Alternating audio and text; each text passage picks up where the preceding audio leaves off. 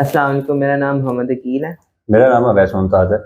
जो हमारा टॉपिक है वो है पाकिस्तान अफगानिस्तान ट्रेड एग्रीमेंट्स और trade routes and a comparison with India Nepal trade agreements and trade routes.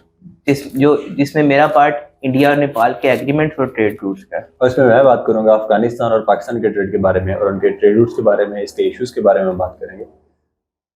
जैसा कि हम जानते हैं कि काफ़ी कंट्रीज जो हैं लैंडलॉक्ड हैं इस दुनिया में, जिनका इन्हिसार अपनी ट्रेड के लिए वो होता है सी पोर्ट कंट्रीज के साथ, कोस्टल एरियाज जिन कंट्रीज के लगते हैं।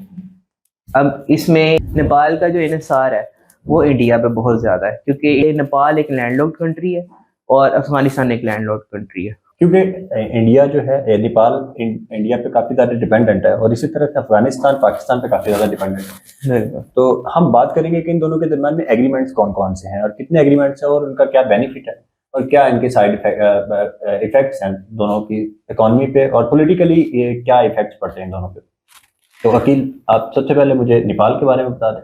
जैसा कि देखा जाए इंडिया और नेपाल के बीच भी काफ़ी इश्यूज हैं जो काफ़ी ज़्यादा हाईलाइट नहीं होते ड्यू टू मीडिया कवरेज, लेकिन ज़्यादातर देखा जाए तो पाकिस्तान और अफगानिस्तान के जो इश्यूज हैं वो हाईलाइट होते हैं न्यूज़ के अंदर। बिल्कुल, क्योंकि इसमें एक ये भी है क्योंकि पाकिस्तान और इंडिया के दरमियान में भी एक तरह का क्राइसिस है, इश्यूज चल रहे हैं काफ़ी टाइम। तो इसमें इंडिया की पॉपुलेशन काफ़ी ज़्यादा और वो सोशल मीडिया में बहुत ज़्यादा एक्टिव है, तो वो एक तरह का इम्पैक्ट पड़ता है पाकिस्तान पे, क्योंकि वो पाकिस्तान की नेगेटिव इमेज जो है वो वर्ल्ड के सामने शो करवाते हैं अपने मीडिया के थ्रू, सोशल मीडिया के थ्रू। और एक हमें रिसेंटली सर ने बताया था कि एक सेल पूरा पकड़ा गया था जिसमें वो जस्ट उनका यही मकसद था कि वो पाकिस्तान की नेगेटिव इमेज दुनिया के सामने शो करें। इस तरह से वो आर्टिकल वगैरह लिखते थे, न्यूज़ वगैरह रिलीज करते थे, तो ये भी इम्पैक्ट पड़ता है दोनों पे। और देखा जाए तो नेपाल के और इंडिया के भी काफ़ी इश्यूज हैं आपस में। इकोनॉमिक कोऑपरेशन भी है। जो सी नेपाल की मार्केट है वहाँ पे मोस्टली सर ने भी हमें बताया था कि मोस्टली जो प्रोडक्ट्स हैं वो इंडियन ही है नेपाल के अंदर।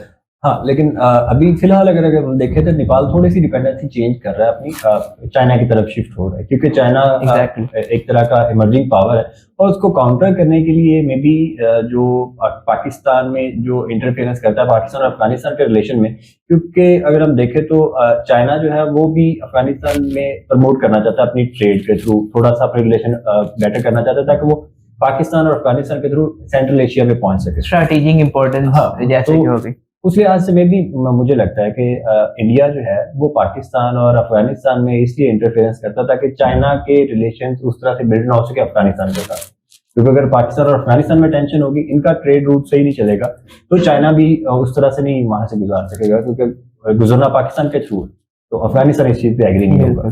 नेपाल जो है काफी मतलब के प्रॉब्लम्स फेस कर रहा है, क्योंकि उसने अपनी जो इश्यूज, अपनी जो ट्रेड रूट्स हैं उसको वो अपनी डिपेंडेंसी जो है वो इंडिया के पोर्ट से शिफ्ट करना चाहता है चाइना के पोर्ट से। लेकिन जो पोर्ट बन रही है चाइना और जो रूट बन रहा है वो काफी क्लाइमेट चेंजेस और उधर काफी ज्यादा ये इश्यूज हैं। अब जो ट्रेड एग्रीमेंट्स हैं ब्रिटिश इंडिया और जो सबसे पहला 1929 का ट्रेड एग्रीमेंट है नेपाल और ब्रिटिश इंडिया के दरमियान, treaty of trade and commerce, ये जो एग्रीमेंट है ये ही बेस करता है, जो कि 2009 काफी मतलब ये रिन्यू हुआ, ऐसा नहीं है कि ये रिन्यू नहीं हुआ, यही एज अ बेस है दोनों के इकोनॉमिक टाइप है। बाद में जब ब्रिटिश इंडिया से इंडिया और पाकिस्तान हुआ तो यही मतलब बेस करता है, जिसके आगे से 2009 में भी ट्रेड एग्रीमेंट हुआ है जो कि इम्पोर्टेंस रखता है, इम्पोर्टेंस काफी। बेस जो है वो 1929 के एग्रीमेंट्स की है। इसके तहत 1929 के एग्रीमेंट के तहत जो राइट्स हैं दोनों कंट्रीज के ट्रेडर्स के और दोनों कंट्रीज के प्रोडक्ट्स के, वो सब कुछ इसके अंदर शामिल था, जो कि आहिस्ता आहिस्ता अमेंड होता गया 2009 के एग्रीमेंट्स के अंदर, 1965 के, 1980s के एग्रीमेंट्स के अंदर, जो कि काफी इंपॉर्टेंस के हामिल है। मतलब टाइम टू टाइम और सिचुएशन के मुताबिक वही एग्रीमेंट कंटिन्यू होता है, लेकिन उसमें चेंजेस आते हैं दोनों के प्रोटेक्शन के लिए, मतलब ट्रेडिंग प्रोटेक्शन, ट्रेड के ऊपर जो टैक्सेस हैं उनको खत्म करने के लिए भी एग्रीमेंट्स किए गए हैं। और इस तरह अब फ्री ट्रेड एग्रीमेंट दोनों के दरमियान में होगा। अब और दोनों के दरमियान में बॉर्डर का भी इतना ज्यादा इशू नहीं है, लोग आते जाते रहते हैं। बिल्कुल और वीजे के भी आई थिंक की जरूरत नहीं है। Via rail tracks, people and goods दोनों ट्रांसपोर्टेशन है, और एयरपोर्ट। अब जो के एयरवेज हैं वो मेजॉरिटी जो काठमांडू से लिंक करते हैं वो दिल्ली, कोलकाता और मुंबई। सही। ये मेजर सिटीज हैं इंडिया के जिनको ये मतलब कनेक्ट करते हैं। तो इनके रेलवे ट्रैक जो हैं वो एक ही रेलवे ट्रैक है या सेवरल रेलवे ट्रैक्स हैं, जो कि दो मेजर हैं, जयानगर और बीजलपुरा। ठीक है, ये काफी इम्पोर्टेंट है, काफी ज्यादा बिजी रूट है।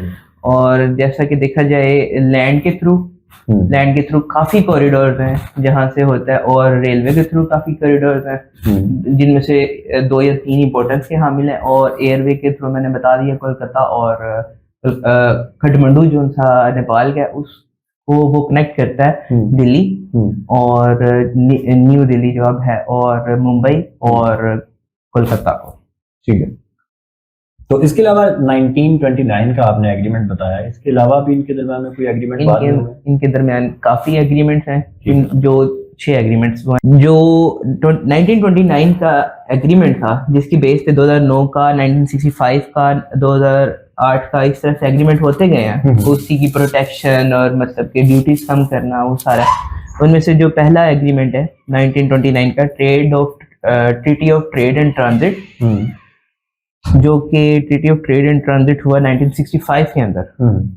1965 के बाद जो कि ट्रेड एग्रीमेंट हुआ वो है India Nepal joint economic committee, JEC कहा जाता है इसको, 1980s के अंदर हुआ। ठीक है, 1980s के बाद 1991 के अंदर हुआ प्रोटेक्शन जो है ट्रेडर्स की और जो कि ट्रेड होती है गुड्स की, उनकी प्रोटेक्शन के लिए India Nepal bilateral investment promotion and protection agreement.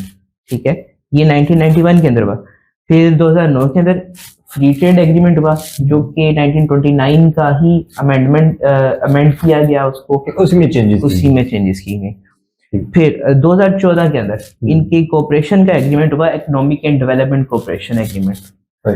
इनके दरमियान एक चेक पोस्ट भी है जो कि इंटीग्रेटेड चेक पोस्ट के नाम से मशहूर है, ICP के नाम से। अच्छा, तो इनके दरमियान जो हम एग्रीमेंट्स की बात कर रहे हैं, तो एग्रीमेंट्स में कोई फ्लॉज भी हैं, कोई इश्यूज, कोई क्राइसिस इस तरह? एग्जैक्टली, फ्लॉज भी हैं, और जो मेजर एग्रीमेंट्स होते हैं वो इनके मोस्टली जो गुड्स हैं, जैसा कि मैंने शुरू में बताया कि नेपाल की जो मार्केट है, नेपाल की मार्केट के अंदर ज्यादातर इंडियन प्रोडक्ट्स हैं। ठीक है, इश्यूज तो बहुत ज्यादा हैं। अब 2015 के अंदर देखा जाए तो इंडिया और नेपाल ने, जब नेपाल के अंदर कॉन्स्टिट्यूशन चेंज किया गया तो नेपाल के सदन तराई के अंदर, ठीक है, एक ग्रुप था, उसने प्रोटेस्ट किया। इस प्रोटेस्ट के नतीजे में जो इंडियन ट्रेडर्स हैं और इंडियन अनऑफिशियल ट्रेडर्स हैं, उन्होंने अपने जो गुड्स हैं, पेट्रोलियम प्रोडक्ट्स हैं, मेडिकल सप्लाईज हैं, उनको रोक दिया। ठीक है, पॉलिटिकल इंस्टेबिलिटी। अब जो इस तरह रोकते हैं, एक छोटा मुल्क है नेपाल जिसकी ट्रेड का बहुत ज्यादा इन्हिसार है उसके ऊपर, बिल्कुल, और मतलब इकोनॉमी उसकी वहां से रन हो रही है। 2 ही तो कंट्रीज है उसके नेबर, क्योंकि वो कनेक्टिविटी बिल्कुल इंडिया के थ्रू है फिलहाल जो है उसका, जो अपनी वो डिपेंडेंसी कम भी करना चाहता है। अब जो उनसे इसके ये है, ये इश्यूज हैं दोनों की ट्रेड के। अब वो अपनी प्रॉब्लम्स जो उनसे है इसको कम करना चाहते हैं। अब जो पॉलिटिकल इंस्टेबिलिटी है, एक तो मैंने आपको ये बताई है 2015 के अंदर हुई, उसके अलावा जो ट्रेड ट्रांजिट है वो इसको कम करना चाहते हैं। सही। अब वो इसको कैसे कम करना चाहते हैं कि अपनी डिपेंडेंसी जो है उसको कम करना चाहते हैं, शिफ्ट करना चाहते हैं इंडिया से चाइना की, क्योंकि जो इंडिया है वो गलत इस्तेमाल कर लेता है कभी कभी। बिल्कुल, इंडिया इन्फ्लुएंस करता है अपने नेबरिंग कंट्रीज पे, क्योंकि वो सारे एक तरह से छोटे कंट्रीज हैं। इंडिया जैसे कि मेजर पावर है, मेजर पावर से के मेजर पावर बनने से तो काफी दूर है अगर इन शॉर्ट वर्ड्स देखा जाए तो, लेकिन काफी ज्यादा वो इन्फ्लुएंस करना चाहता है। हाँ, वो इस रीजन पे अपना इंटरेस्ट बनाना चाहता है। ठीक है, उसके तहत वो नेपाल पे भी अपना मतलब कि हक जताता है, जैसा कि इनका वो मैप का इशू भी था। सही हुआ, हाँ, वो मैप में जो 2 एरियाज इंडिया ने अपने अंदर इंक्लूड कर लिया। एग्जैक्टली, जिसके बाद में नेपाल ने क्लेम किया तो वो चेंज किए गए। बिल्कुल, फिर नेपाल ने अपना मैप एक तरह का इशू किया था, उसमें उसने करेक्ट किया था। उसके अलावा जो एक ट्रेड को जो एक चीज अहमियत का हामिल बनाती है, वो एक चीज होती है इंफ्रास्ट्रक्चर। बिल्कुल, इंफ्रास्ट्रक्चर अब ज्यादातर देखा जाए तो इनके दरमियान 7 से 8 कॉरिडोर हैं जो कि वाया रोड है। अब जब रोड ही आपकी सही नहीं होगी, आपकी मतलब जब रोड सही नहीं होगी तो आपका ट्रांसपोर्टेशन कॉस्ट ज्यादा बढ़ेगी, तो फिर आप कैसे कर सकते हैं अब अपनी ट्रेड स्मूथली। इसीलिए आई थिंक चाइना जो है वो पाकिस्तान के साथ जो सी पैक बना रहा है वो एक तरह का कारपेट रोड बना रहा है ताकि जल्दी से जल्दी अपना जिससे चाइना को काफी ज्यादा फायदा होगा, टाइम उसका कम यूज होगा, पॉलिटिकल इंस्टेबिलिटी का फैक्टर काफी ज्यादा है। इंडिया के अंदर जो पॉलिटिकल इंस्टेबिलिटी है वो इतनी ज्यादा नहीं है। देखा जाए तो उनके यहाँ ज्यादा से ज्यादा डेमोक्रेसी है, लेकिन पहले ज्यादातर रिजीम जो रही वो रही कांग्रेस की काफी अच्छा। अब देखा जाए तो काफी मतलब 2 टेन्योर से मोदी की रजीम ही चल रही है, ठीक है। तो इस तरह से, लेकिन जो इफेक्ट करती है वो नेपाल की कभी गवर्नमेंट चेंज होना, जिस तरह मैंने 2015 में कॉन्स्टिट्यूशन चेंज होना बताया, इस तरह से ये इफेक्ट करती हैं इसको। इंडिया में ऐसे मेरे ख्याल से कोई इतना ज्यादा पॉलिटिकल नहीं है, लेकिन वहां पे जो है क्योंकि डिफरेंट स्टेट्स हैं और हर स्टेट का जो लोग हैं उनके अपने एक तरह की राइट्स हैं, अपने ओपिनियंस हैं, अपनी ख्वाहिशात हैं, तो उस लिहाज से थोड़ा सा मेरे ख्याल से जो है ना इंस्टेबिलिटी आती है, क्योंकि हर स्टेट अपने अपने राइट्स अलग अलग तरह से मानती है। तो क्योंकि स्टेट हर एक को उनकी मुताबिक तो राइट्स नहीं दे सकती, जैसे कि वहाँ पे मुस्लिम जो है, इंडियन मुस्लिम्स, उनके साथ जैसा कि हो रहा वहाँ पे पॉलिटिकल एग्जैक्टली, और इवन के वो माइनॉरिटी में भी माइनॉरिटी नहीं है, बिल्कुल 40% प्लस है मुस्लिम्स। जैसा कि देखा जाए एक और इशू बहुत ज्यादा है ट्रेड गैप का, ठीक है। ट्रेड गैप का जो है वो काफी कंट्रीज कम करना चाहती हैं अपना। चाइना का और पाकिस्तान का ट्रेड गैप बहुत ज्यादा, ठीक है। अब जो ट्रेड गैप एज देखा जाए, पाकिस्तान छोटी इकोनॉमी है और मार्केट छोटी है, चाइना काफी बड़ी मार्केट है, काफी क्योंकि उनकी पॉपुलेशन इतनी ज्यादा। एग्जैक्टली, तो वो करना चाहते हैं अपना इन्फ्लुएंस, मतलब कि अपना ट्रेड गैप खत्म करना चाहते हैं, क्योंकि जो इंपोर्ट्स हैं वो बहुत ज्यादा हैं पाकिस्तान की, बिल्कुल। और इसी तरह ही नेपाल में सारी मार्केट ही इंडियन प्रोडक्ट्स की भरी हुई है, तो वो अपना इन्फ्लुएंस कम करना चाहते हैं। इसमें थोड़ा सा मेरे ख्याल से डोमेस्टिक फ्लॉज भी आ जाते हैं, क्योंकि हमारे पाकिस्तान में भी वो प्रोडक्शन की इतनी ज्यादा फैसिलिटीज नहीं है कि हम कुछ ऐसा बना सकें या इतना ऐसा कुछ बना रहे हो जो हम एक्सपोर्ट कर सकें। हम कुछ बना ही नहीं रहे एक्सपोर्ट करने के लिए, तो इसलिए मेरे ख्याल हमें इम्पोर्ट करना पड़ता है, क्योंकि हम देखते हैं कि मार्केट बिग नहीं है ना, मार्केट हमारी बिग मार्केट है, मतलब कि आप डोमेस्टिकली आप कर सकते हैं, अगर आपका इंफ्रास्ट्रक्चर है तो आप कर सकते हैं। अब जैसा कि देखा जाए नेपाल में इंफ्रास्ट्रक्चर की भी कमी है, तो काफी हद तक वो इन्हिसार है इंडिया पे। अब जिस तरह से ट्रेड एग्रीमेंट की ही बात की जाए, तो जो ट्रेड एग्रीमेंट मैंने आपको बताया है उसमें यही था कि आप प्रोवाइड करें राइट्स अपने, क्या नाम लेते हैं, जो उनसे गुड्स मतलब कि जो ट्रेडर्स हैं उनके, और जो उनसे आप कस्टम्स हैं उनको खत्म करें, ठीक है। इस तरह से करके काफी ज्यादा। अच्छा, तो इस पे मेरा एक और सवाल ये है कि क्या इंडिया ने कभी जो ट्रेड है वो ब्लॉक किया नेपाल के साथ? काफी मतबा की है, और जिससे काफी ज्यादा इनको मुश्किलात का सामना हुआ है। नेपाल को, ठीक है, सॉरी, वो मैं फिर इनका कह रहा था, नेपाल को काफी ज्यादा इश्यूज हुए हैं। जैसा कि 2015 में नेपाल की जब कॉन्स्टिट्यूशन चेंज किया गया, उसमें वो सर्जन तराई को राइट्स नहीं दिए गए, ठीक है। कुछ राइट्स का इशू था, तो जिसकी वजह से उन्होंने प्रोटेस्ट किया, एक ग्रुप ने। सदर्न तराई के जो कुछ लोग थे उनको राइट्स नहीं दिए गए, तो जिसकी वजह से उन्होंने प्रोटेस्ट किया, और अनऑफिशियल जो एज अ बैन वो एसेंशियल गुड्स के ऊपर लगा दिया गया। मेडिकल सप्लाईज, मेडिकल कितना मतलब कि जरूरी होता है, बिल्कुल, मेडिकल सप्लाईज के रोका गया। फर्टिलाइजर्स, पेट्रोलियम प्रोडक्ट्स, पेट्रोलियम और गैस के अलावा तो आजकल कुछ होता ही नहीं। इन दोनों की पाइपलाइन भी है इंडिया और नेपाल की आपस में, तो उस पे भी रोकथाम लगाई गई। इस तरह से काफी ज्यादा इशू इनके होते रहते हैं, सेवरल टाइम्स होते हैं, लेकिन जो मेजर है वो ये हुआ है 2015 का बहुत था। आप मुझे बताएं कि जैसे कि अफगानिस्तान भी एक लैंडलॉक्ड कंट्री है, और अफगानिस्तान और पाकिस्तान की सिक्योरिटी इशूज़ भी काफ़ी हैं, लेकिन हम इसकी सिर्फ ट्रेड को डिस्कस करना चाहते हैं। तो इसके आप दरमियान में क्या ट्रेड एग्रीमेंट्स हैं? क्योंकि अफगानिस्तान के भी के अंदर काफ़ी ज़्यादा मेजर पावर्स का भी इन्फ्लुएंस रहा है काफ़ी ज़्यादा देर तक, बिल्कुल। और पाकिस्तान को इफेक्ट करते नहीं है। तो क्या ट्रेड एग्रीमेंट्स हो रही हैं इनकी वजह से? अच्छा, अगर अफगानिस्तान और पाकिस्तान के बारे में बात करें तो वो इनके दरमियान जो एक तो हम कल्चरल हम देखते हैं कि दोनों का ऑलमोस्ट सेम है, काफ़ी हद तक एक दूसरे पे इन्फ्लुएंस है, एक दूसरे पे इफेक्ट है कल्चर का, सेम कल्चर है दोनों का। दोनों की रिलीजियस रिलीजन जो है वो भी दोनों का सेम है। और इसके अलावा अगर हिस्ट्री में हम देखें तो इनके दरमियान जो ट्रेड चल रही है वो तो ब्रिटिश इंडिया के टाइम से ही चल रही है, अफगानिस्तान और ब्रिटिश इंडिया के टाइम से चल रही है। जब अफगानिस्तान में किंग्स का और बिल्कुल बादशाह का रूल था, और वहाँ पे चेंजेस आई, आजकल वहाँ पे तालिबान का रूल है, तालिबानों का। और पाकिस्तान ये समझ रहा था कि तालिबान जो है वो पाकिस्तान के हक में होंगे, लेकिन शायद अभी जो है इंडिया का इन्फ्लुएंस ज़्यादा होने की वजह से अभी तक कुछ इश्यूज चल रहे हैं पाकिस्तान और अफगानिस्तान के दरमियान में। एक आर्टिकल मैंने शेयर किया था लैंडलॉर्ड, उसके अंदर लिखा हुआ था कि लॉन्ग लास्टेड डिज़ायर है पाकिस्तान की तालिबान के साथ अपना सही करने की रिलेशंस, ताकि स्टेबिलिटी है पाकिस्तान। बिल्कुल, क्योंकि यहाँ पे जो टेररिज्म है वो भी ऑलमोस्ट अफगानिस्तान के जो लोग हैं उनके थ्रू, उनकी वजह से हो रही है। इसमें बिल्कुल ये भी है कि इंडिया का इसमें कहीं ना कहीं अमल दखल है जो पाकिस्तान में टेररिज्म हो रही है। तो उसके अलावा अगर हम ट्रेड के बारे में बात करें अफगानिस्तान और पाकिस्तान के बारे में, तो ब्रिटिश इंडिया में तो था ही, उसके अलावा जो इनका सबसे पहला जो ट्रेड एग्रीमेंट था वो 1965 में हुआ था, पाक अफगान ट्रांजिट ट्रेड एग्रीमेंट जो है।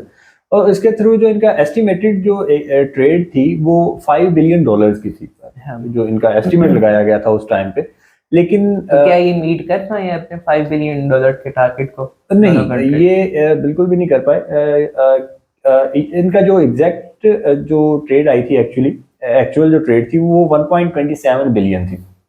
काफी ज्यादा एक तरह का डिफरेंस है दोनों के दरम्यान में। तो क्योंकि पाकिस्तान और अफगानिस्तान के दरम्यान में जस्ट ट्रेड नहीं है, उनके दरम्यान में और भी काफी ज्यादा इश्यूज हैं, पॉलिटिकल इश्यूज हैं। और इसके अलावा इंडिया के जो इन्फ्लुएंस है, इंटरफेरेंस है अफगानिस्तान और पाकिस्तान के रिलेशन के दरम्यान, वो भी बहुत बड़ा एक अमल दखल है, उसमें बहुत ज्यादा असर डालती है। अफगानिस्तान और इंडिया डिप्लोमेटिक रिलेशंस कायम कर रहे हैं, बहुत ज्यादा क्लोज हो रहे हैं, पाकिस्तान काफी कंसर्न है उसकी वजह से। बिल्कुल। और रिसेंटली मैंने जो सुना है वो ये है कि जो अफगानिस्तान है वो अपना जो इंडिया में एम्बेसी है वहाँ पे अपना एम्बेसडर भी भेज रहे हैं इंडिया में।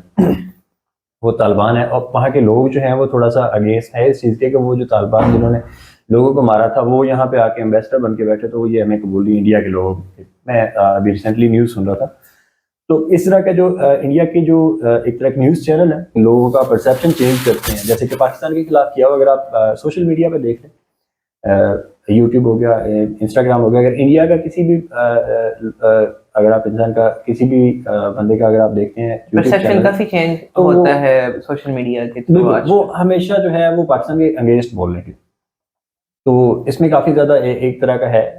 तो इसमें अगर हम देखें तो इनके दरमियान जो ट्रेड एग्रीमेंट हुआ था 1965 में, उसका 5 बिलियन एस्टिमेटेड था। तो पॉलिटिकल टेंशन की वजह से जो अफगानिस्तान है उसने अपनी डायरेक्शन चेंज करना चाहिए, अपनी इंडिपेंडेंस चेंज करना चाहिए। इसमें इंडिया ने अफगानिस्तान को सपोर्ट किया, और ईरान की जो एक पोर्ट है चाबहार पोर्ट, उसको उन्होंने डेवलप किया। इसमें डेवलपमेंट करने के बाद 2017 में उनकी सबसे पहली जो ट्रेड हुई वो वहाँ उस पोर्ट के थ्रू हुई, just to decrease the dependency upon Pakistan. बिल्कुल, वो पाकिस्तान पे अपनी डिपेंडेंसी खत्म करना चाहता था। उसमें ये आ जाता है कि क्योंकि अफगानिस्तान से इंडिया की तरफ भी ट्रेड जाती है, तो वो पाकिस्तान के रूट के थ्रू होकर जाती है। इसमें अब पाकिस्तान ने जो रास्ता दे रखा है, जो रूट दे रखा है, वो कराची के थ्रू है, वो ज्यादा इजी भी पड़ता है, फाइनेंशियली भी काफी ज्यादा डिक्रीज है, बिकॉज सी पोर्ट से काफी करीब पड़ता है। अब अफगानिस्तान और इंडिया जो चाहते हैं वो चाहते हैं कि वो जो इनके दरमियान वाघा और अटारी वाला जो बॉर्डर है उसके थ्रू वो यहाँ से ट्रेड लेके जाए। इवन इनको लॉन्ग भी पड़ता है, बिल्कुल, ये रास्ता लंबा भी पड़ता है, ज्यादा एक्सपेंसिव भी पड़ता है, लेकिन फिर भी इंडिया, क्योंकि एक तरह का ये जो रूट है ये इस्लामाबाद के थ्रू भी हो जाएगा, वहां से पूरा पाकिस्तान पंजाब मतलब बिल्कुल अंदर से होते हुए गुजरेगा। तो इसके लिए पाकिस्तान एग्री नहीं है। पाकिस्तान नहीं चाहता कि ये वाला रूट दिया जाए। तो फिलहाल इनके दरमियान में ये टेंशन्स चल रही हैं इस चीज़ को लेके। और अफगानिस्तान जो अपनी डिपेंडेंसी है वो पाकिस्तान से काफ़ी हद तक कम की है। वो अपनी डिपेंडेंसी जो है अब जो ट्रेड कर रहा है वो ईरान के थ्रू कर रहा है। हालांकि ईरान के साथ जो उसका रूट है वो काफी लंबा भी पड़ता है, एग्जैक्टली कि आपको पूरा अफगानिस्तान जाना पड़ेगा, फिर पूरा ईरान जाना पड़ेगा, फिर जाके आप इंडिया में आपकी ईरान से होते हुए वो पोर्ट से वो काफी ज्यादा एक्सपेंसिव पड़ेगा, काफी लंबा रूट पड़ता है और टाइम भी बहुत ज्यादा लगता है। इसके अलावा अगर इनके दरमियान में एग्रीमेंट्स के बारे में बात करें तो इनके दरमियान में काफी ज्यादा एग्रीमेंट्स हैं। सबसे पहले जो है पाक अफगान ट्रांजिट के बारे में तो हम बात कर चुके हैं।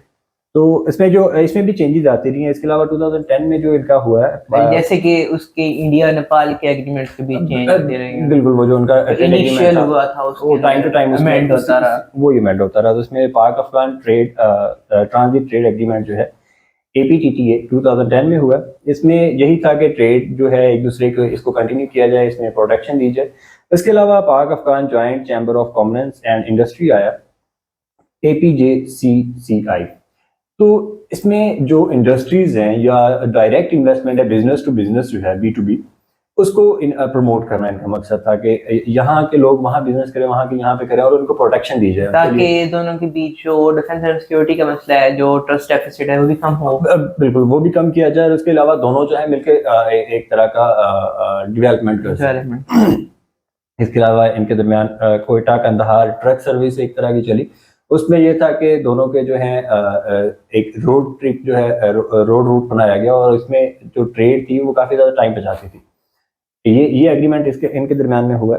इसके अलावा अगर हम रूट्स के बारे में बात करें तो क्या इनके दरमियान जिस तरह आपने, मैं सॉरी आपको काट रहा हूँ, तो जो रोड के रूट्स हैं, ठीक है, वो तो है ही है, क्या इनके रेलवे और एयरवे रूट्स भी हैं जिस तरह इंडिया नेपाल के हैं?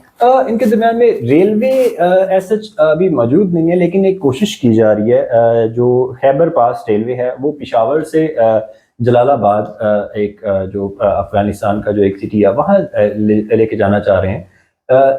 लेकिन उस पर अभी तक कोई प्रोग्रेस हो नहीं सकी। एक तो हमारे पास इंफ्रास्ट्रक्चर उस तरह का नहीं है कि हम उसको डेवलप कर सकें। उसके लिए पाकिस्तान को इंटरनेशनल जो है सपोर्ट चाहिए होगी बाहर से, किसी और कंट्री की। तो बाहर की कंट्रीज तब तक उसमें इन्वेस्ट नहीं करेंगी जब तक उनका कोई अपना बेनिफिट नहीं होगा। इसके लिहाज से इसके अलावा जो है एक और Iran Afghanistan Pakistan trade railway track जो है वो वहाँ पे बिछाना चाह रहे हैं, लेकिन उसमें भी अभी तक इतना जो है काम नहीं हो पाया, क्योंकि एक तो इंडिया का इन्फ्लुएंस बहुत ज़्यादा। इसके अलावा वहाँ पे जो है एक दूसरे पे ट्रस्ट डेफिसिट है और इंफ्रास्ट्रक्चर का वही बात आ गई कि हमारे पास इतना ज़्यादा, क्योंकि पाकिस्तान की ऑलरेडी इकोनॉमी जो है बहुत ज़्यादा क्लैप्स कर चुकी है। और आई थिंक कि जो 2019 के अंदर पाकिस्तान ने मेजर बॉर्डर पे 900 किलोमीटर का जो फेंसिंग की है, उस पर भी काफी बजट लगता है। पाकिस्तान के थ्रू फेंसिंग है ना, जो पाकिस्तान के देखा जाए तो वो इंडिया ने की हुई है मेजोरिटी फेंसिंग। बिल्कुल। तो जो ये फेंसिंग है ये पाकिस्तानी की हुई है, जिसकी मुखालफत भी की है अफगानिस्तान में। तो ये इश्यूज चलते हैं उनके दरमियान में और पॉलिटिकली भी चलते हैं, इस चीज पे बहुत ज्यादा होता है। और कौन से ट्रेड रूट्स हैं जिनसे पाकिस्तान और अफगानिस्तान के दरमियान है? इसके अलावा ट्रेड रूट्स के बारे में बात करें तो जो इनके दरमियान में एक तो तुर्खम जलालाबाद का ट्रेड रूट यूज किया जाता है। चमन बॉर्डर का जो ट्रेड रूट है वो है। उसके अलावा कराची और कंधार का जो ट्रेड रूट है, जहाँ से इंडिया की तरफ भी ट्रेड इनकी हो रही है। इसके अलावा कोयटा के थ्रू है इनका ट्रेड रूट यूज किया जाता है। और इसके अलावा जो अफगानिस्तान यूज कर रहा है, अफगानिस्तान क्योंकि अफगानिस्तान के जो चीफ एग्जीक्यूटिव अब्दुल्ला थे, उन्होंने कहा था कि हमने इंडिया पाकिस्तान से काफी ज्यादा डिपेंडेंस अपनी खत्म कर ली है। अब हमारे पास एक और ट्रेड रूट है। जब ईरान का चाबहार पोर्ट जो है वो एक्टिव हुआ इंडियन कॉरिडोर, हाँ, वो इंडिया ने जब एक्टिव किया था डेवलप करके, तो वहाँ पे इन्वेस्टमेंट जो की थी वो इंडिया ने की थी उसको डेवलप करने के लिए। वहाँ पे इन्वेस्टमेंट की और वो उसको डेवलप किया। और वो जो चीफ एग्जीक्यूटिव अब्दुल्ला थे, उन्होंने बयान दिया था कि अब हमारे पास एक और पोर्ट है, हमारे पास एक और रूट है और हमारी डिपेंडेंस जो है पाकिस्तान में वो ऑलमोस्ट खत्म हो चुकी है। हम एक और रूट से भी आ जा सकते हैं। तो इस लिहाज से अगर हम देखें तो पाकिस्तान जो है अफगानिस्तान जो है काफ़ी ज़्यादा डिपेंडेंस अपनी ख़त्म कर चुका है पाकिस्तान पे। लेकिन अभी तक भी पाकिस्तान की यही कोशिश है कि वो अफगानिस्तान के साथ अपने रिलेशन अच्छे कर सके। क्योंकि हिस्टोरिकली अगर हम देखा जाए तो दोनों के वहाँ के यहाँ पे बहुत सारे लोग आए हैं, वहाँ यहाँ पे जो है रहते हैं। जब यूएसए ने जब इन्वेड किया या यूएसएसआर के दौरान, तो काफ़ी ज़्यादा लोग वहाँ के यहाँ पे हैं। तो इमोशनली भी दोनों स्टेट्स कनेक्टेड हैं। लेकिन अगर हम देखें तो पॉलिटिकली थोड़ा सा इश्यूज आ रहे हैं, वो एक्सटर्नल पावर्स की इन्फ्लुएंस की वजह से या इंटरफेरेंस की वजह से, स्पेशली इंडिया की वजह से। क्योंकि इंडिया नहीं चाहता कि दोनों के दरमियान में जो है एग्रीमेंट हो या दोनों के दरमियान में पीस कायम हो। क्योंकि जो इंडिया है वो पाकिस्तान को वैसे ही तोड़ना चाह रहा है। बलोचिस्तान की साइड से भी इंसर्जेंसीज जो थी वो इंडिया की तरफ से ही अफगानिस्तान को फंडिंग की जा रही है, और वो बिल्कुल उसमें क्लियर है कि इंडिया वहाँ पे बिल्कुल अपना इंटरफेरेंस कर रहा है। पाकिस्तान की फॉरेन सेक्रेटरी ने भी यही कहा है कि जो है परचुएटेड है टेररिज्म इन पाकिस्तान, वो भी इंडिया की तरफ से ही है। बिल्कुल ऐसे ही है। तो इसके अलावा हम ट्रेड के बारे में बात करें तो फिलहाल पाकिस्तान और अफगानिस्तान के दरमियान जो ट्रेड चली वो काफ़ी हद तक कम है। 2017 की रिपोर्ट के मुताबिक अगर हम चेक करें तो 1.2 बिलियन जो है वो पाकिस्तान और अफगानिस्तान के दरमियान में ट्रेड थी, और अफगानिस्तान और ईरान के दरमियान में जो ट्रेड थी 1.9 बिलियन डॉलर्स की थी।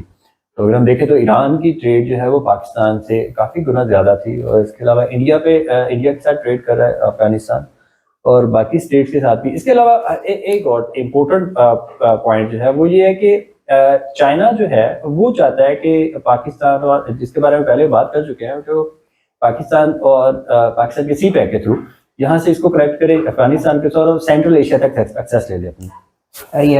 पाकिस्तान की काफ़ी इंपॉर्टेंट सेक्टर है सेंट्रल एशिया एक्सेस की वजह से, और अफगानिस्तान और पाकिस्तान के रिलेशन सही होते हैं तो सेंट्रल एशियन एक्सेस जो है वो काफ़ी ज़्यादा बिल्कुल वो अब चाइना को भी काफ़ी ज़्यादा बेनिफिट होगा। अब चाइना ऑलरेडी उनके पास एक्सेस है सेंट्रल एशिया की, लेकिन वो अगर आप देखें तो वो यूक्रेन वाली साइड से स्मूथली, जो अगर हम देखें स्मूथ अगर देखें तो वो यही रहेगी पाकिस्तान की। एक तो यहाँ पे वेदर बेटर है काफ़ी हद तक, और इसके अलावा अगर हम देखें तो यूक्रेन में फिलहाल जो है वो जंग चल रही है, तो उसकी वजह से भी सी पैक पे जो है मैं रिसेंटली अभी देख रहा था कि जो उनके दरम्यान में जो कॉरिडोर है, इसमें रशिया भी इन्वॉल्व है। रशिया से होते हुए चाइना, रशिया से और यूक्रेन से और सेंट्रल एशिया में इस तरह सेंटर होता है। तो वो जो इनकी डेवलपमेंट थी, वो जो इन्होंने अपना रोड बनाए थे, वो काफ़ी ज़्यादा डैमेज हुए हैं वॉर की वजह से। तो इसका भी काफ़ी ज़्यादा इम्पैक्ट पड़ा है इस चीज़ से। ट्रांसपोर्टेशन कॉस्ट ज़्यादा हो जाती है, तो ट्रांसपोर्टेशन कॉस्ट ज़्यादा हुई है। इसके अलावा वो और रूट्स यूज़ कर रहे हैं, वो काफ़ी ज़्यादा एक्सपेंसिव पड़ते हैं। तो इसलिए चाइना चाहता है कि पाकिस्तान और अफगानिस्तान के जो रिलेशन हैं वो थोड़े पीसफुल हो जाएं, दोनों के दरम्यान में अच्छे ताल्लुकात कायम हो जाए, ताकि जो एक रूट निकाला जाए जिसमें सी पैक में इन्वॉल्व किया जाए अफगानिस्तान को भी, और इसके थ्रू जो है सेंट्रल एशिया तक एक्सेस ली जाए और ट्रेड को थोड़ा सा आसान और तेज़ किया जाए, जिसकी वजह से इसका बेनिफिट बिल्कुल चाइना को तो होगा ही होगा, लेकिन अफगानिस्तान और पाकिस्तान दोनों को बहुत ज़्यादा होगा, इनके रिलेशंस को भी और इनके इकोनॉमिक बेनिफिट्स बिल्कुल। और मे बी इसी वजह से जो है इंडिया जो है अफगानिस्तान में इंटरफेरेंस करता है, ताकि चाइना जो है वो डेवलप ना हो सके, क्योंकि चाइना का राइवल जो है यहाँ पे इंडिया है, और एज अ बिग मार्केट जो है वो इंडिया ही है। फॉरेन डायरेक्ट इन्वेस्टमेंट भी वो चाहता है कि हमारे पास ज़्यादा से ज़्यादा हो। बिल्कुल। इसके अलावा इंडिया और चाइना के दरमियान अगर देखें तो इनके दरमियान में आपस में भी काफ़ी ज़्यादा एक तरह की झपटें हो चुकी हैं काफ़ी हद तक। तो इसके अलावा जो है अगर हम देखें तो इन्होंने ब्लॉक भी किया ट्रेड को, पाकिस्तान और जो अफगानिस्तान के दरमियान में काफ़ी टेंशन है, तो ब्लॉकेड भी हुआ। बिल्कुल, वो ऐसा ट्रेड को ब्लॉक नहीं किया गया। वो वजह ये थी कि जो अफगानिस्तान की वहाँ से एक तो इलीगल लोग यहाँ पे आ रहे थे इलीगली, उसके अलावा जो है वहाँ से स्मगलिंग हो रही थी ड्रग्स वगैरह की और प्रोडक्ट्स की भी फेंसिंग इस वजह से की गई। फेंसिंग भी इसी वजह से की गई थी, ताकि जो लोग हैं वो वहाँ से इलीगली पाकिस्तान में एंटर ना हो सके या पाकिस्तान से वहाँ पे ना जा सके, स्मगलिंग वगैरह ना कर सके। तो 3 दफ़ा जो है वो इन्होंने बॉर्डर ब्लॉकेट किया। सबसे पहले 2016 में किया, 2017 में किया, और रिसेंटली 2019 में किया था बॉर्डर क्लोज। तो 2019 में वजह यही थी कि स्मगलिंग हो रही थी, वहाँ से काफ़ी हद तक ज़्यादा हो रही थी। उसके अलावा बॉर्डर क्लोज करने का ये भी वजह थी कि टेररिज्म जो है वो वहाँ से टेररिस्ट यहाँ से अब यहाँ पे आके अटैक करते थे, तो इस वजह से भी उन्होंने बॉर्डर क्लोज किए थे, ताकि वहाँ से यहाँ पे कोई इस तरह की जो है एक्टिविटी ना हो सके।